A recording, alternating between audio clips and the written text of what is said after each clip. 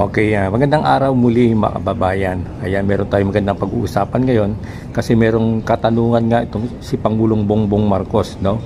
Meron siyang video na nagtatanong siya, no? At kailangan natin sagutin ito. Yan, kabahagi rin kayo sa comment nito mga kababayan, mag-comment kayo kung anong tamang sagot dito sa mga tanong ni Pangulong Bongbong Marcos. Ito, pakinggan po natin.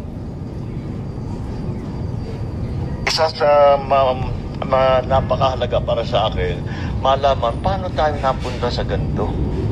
Ba't nagkaganito yung gobyerno natin? Paano nangyari ito yung ganito yung naging bidding? Paano nangyari na ganito ang naging pagbigay ng kontrata? How did this evolve? Dahil nung sa experience ko sa local governments, experience ko sa legislature, hindi naman ganito. Ngayon, we have to find out how this happened and what are the changes that we need to make. Isa sa napakahalaga para sa akin, malaman paano tayo napunta sa ganito. Ba't nagkaganito?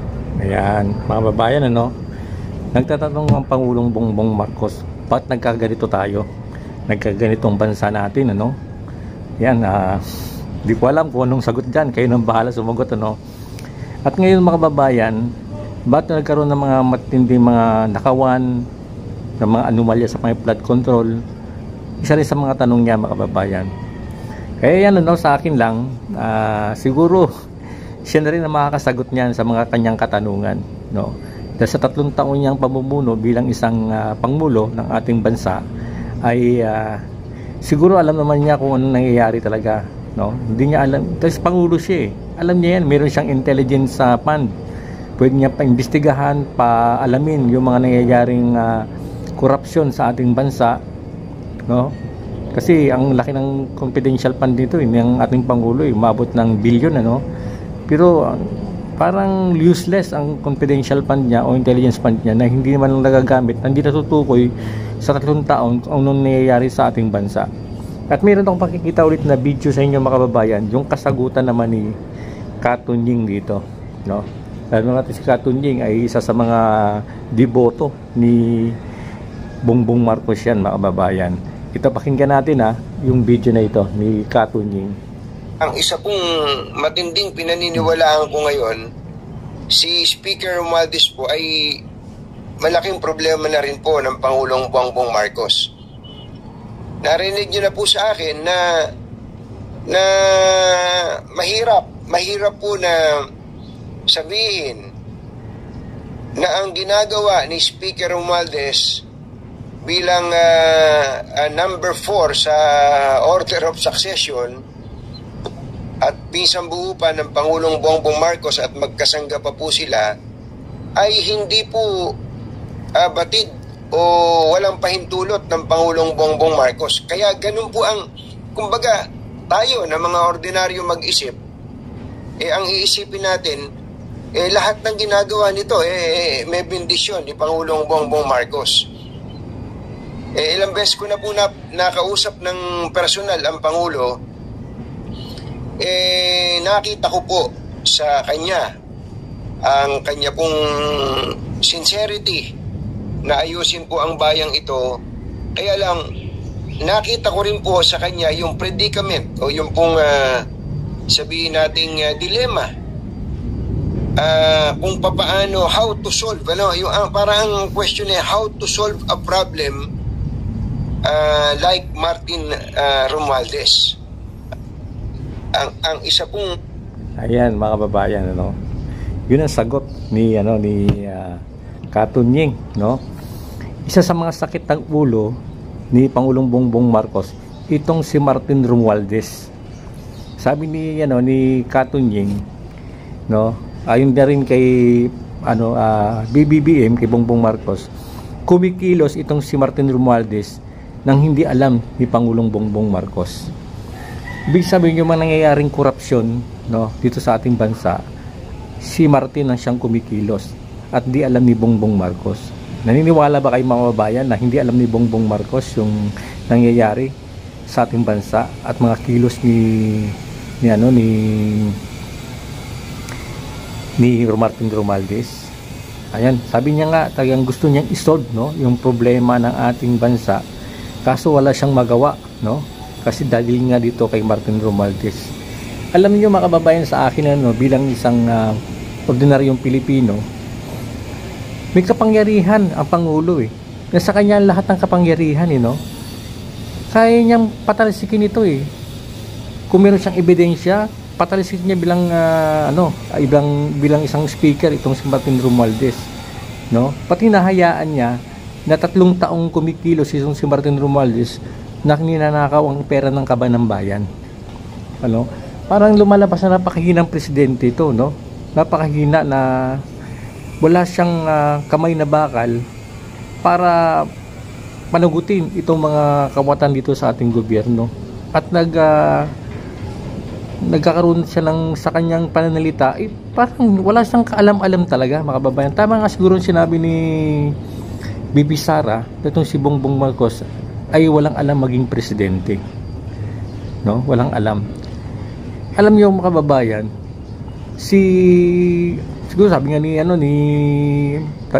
Katunying na malaki ang utang na loob nito ni Bongbong Marcos dito kay Martin Romualdez.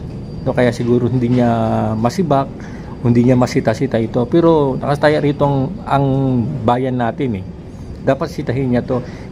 Kung natandaan natin mga kababayan, si Pangulong Duterte nung araw, kahit kaibigan niya, kahit kaalyado niya, pag ito'y nagkasala at mali, hindi sumunod sa kanyang prinsipyo, sinisibak niya to mga kababayan, tinatanggal niya to. Kasi kung mayroon niyang may mga korupsyon na nakikita siya, kahit kaibigan niya to, classmate niya man to, sinisibak niya to. Kasi nakatun siya sa pagbabago ng ating bayan, kung saan mapakikinabangan ng bawat Pilipino ang bawat proyekto, bawat pera ng ating kabangbayan.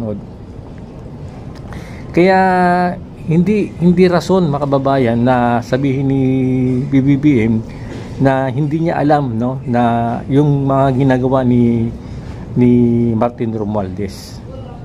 3 taon na siya nakaupo mga kababayan. Hindi lang siya 1 buwan o 1 taon, kundi 3 years na siya nakaupo. So na hindi niya alam kung anong ginagawa ni Martin Romualdez. Naghihirap ng bansa natin. Tingnan mo, yung ninanakaw, hindi lang bilyon, trilyon na, ang nawawala. At ngayon na-discovery pa na meron pala mga jet airplane itong mga si Martin Romualdez at si Saldico, mga luxury car. Kaya dapat nga imbestigahan yan mga kababayan. Kaya dapat talaga kaya yung mga taong bayan hindi mo masisisi na magagalit talaga, kasi nakita talaga nag-viral ito yung mga ghost project ito sa may flood control na ito, at yung mga kilos ng mga galaw nito ng administrasyon kung saan pinakulong pa si Pangulong Duterte doon sa may dahig, hindi na linitis sa ating bansa, kundi talagang direktang idinihatid doon sa may dahig para doon litisin. Kaya siguro nagsama-sama na, naipon na yung galit ng mamayang Pilipino. Kaya siguro sumasabog na at ramdam na ni Martin Romualdez, kaya umalis na siya bilang speaker at nag-leave of absence siya. Kasi ramdam niya sa September 21 ay talagang matinding pasabog to, yung galit ng mamayang Pilipino. Baka mangyari yung nangyayari sa Indonesia at Nepal, yung mga politikong korap ay talagang sinaktan, sinunog, pinasok ang mga bahay. Baka yun ang kinakatakutan ni Martin Romualdez na mangyari ito sa kanya, maging sa mga ibang politiko. At si Bongbong Marcos, ramdam niya na pwede na mangyari muli ang people's power.